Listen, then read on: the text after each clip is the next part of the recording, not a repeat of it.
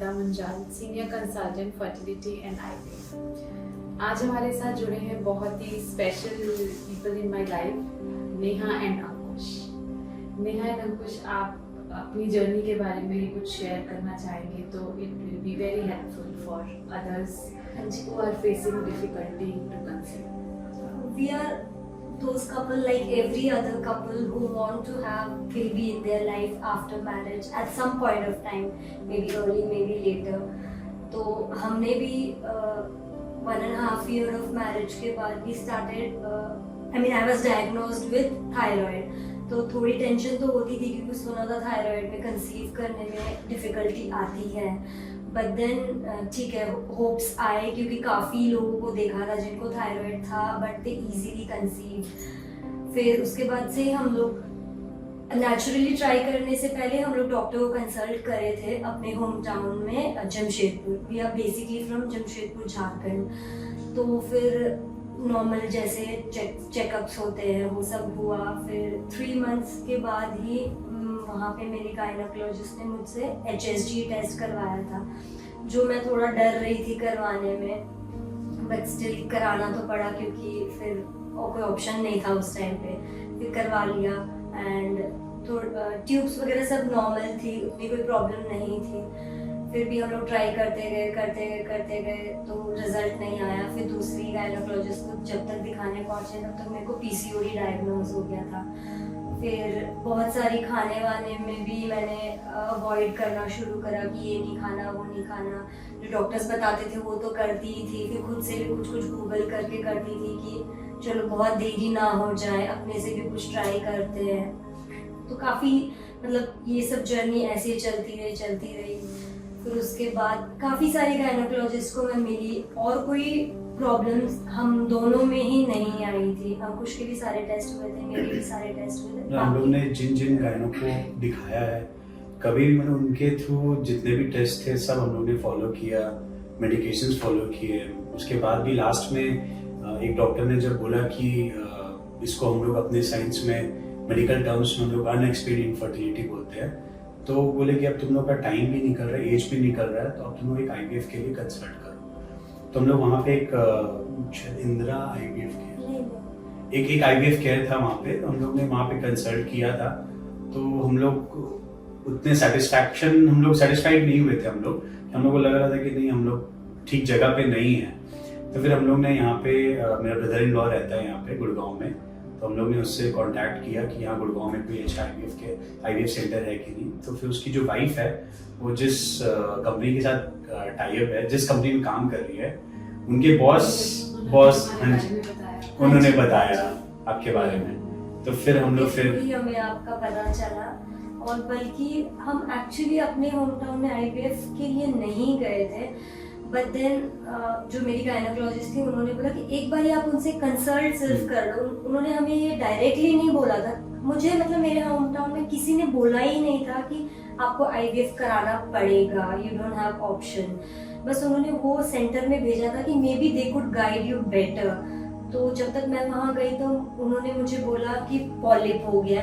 मतलब हर बार ऐसे होता था कि मैं एक गायनोकोलॉजिस्ट के पास जाती थी तो एक प्रॉब्लम, फिर दूसरे के पास जाती थी तो PCOD, फिर कभी कहते थे पॉलिप। अब हमारे तो सारे टर्म्स ही न्यू थे क्योंकि कुछ कभी फैमिली में भी नहीं देखा था ये सब चीज़।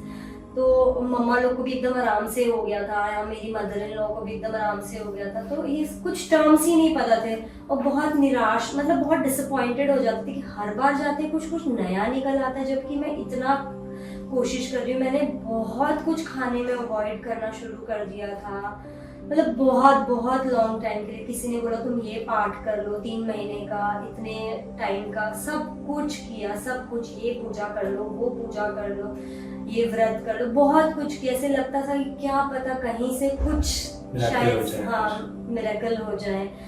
फिर पॉलिप हो गया, फिर पॉलिप के लिए भी उन्होंने बोला कि ऑपरेशन कराना पड़ेगा। फिर ये भी डर लगने लग गया कि इतनी नॉलेज तो थी नहीं, बट फिर भी डर लगता था कि पॉलिप कुछ और रूप ना ले ले।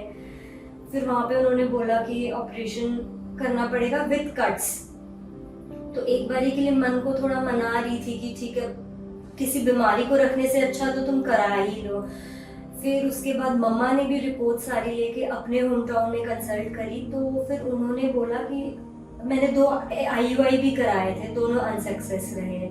मतलब बहुत होप्स रखी थी, बहुत डिसअपॉइंट भी हो गई थी, बट दोनों ही अनसक्सेसफुल हुए थे। हर ट्राई आपकी अनसक्सेसफुल हो गई थी और कोई रीजन ही नहीं समझ आ रहा था कि क्यों नहीं हो रहा है।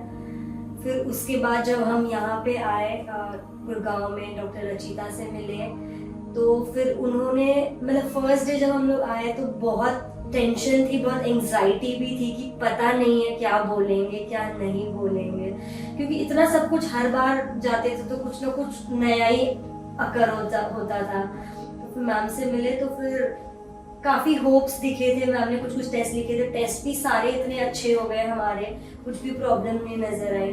फिर हम लोगों ने जनवरी last year 2023 we started with our treatment. जनवरी में ही मेरा एग पिकअप भी हो गया। बस उसके बाद हाँ, एक डिसअपॉइंटमेंट बीच में आई थी। 2 जर्नी में ups and downs, emotional ups and downs, physical ups and downs दोनों ही रहे हैं। बट देन मैम की तरफ से इतना सपोर्ट एंड होप था कि हमने होप उनके वजह से बनाए रखा।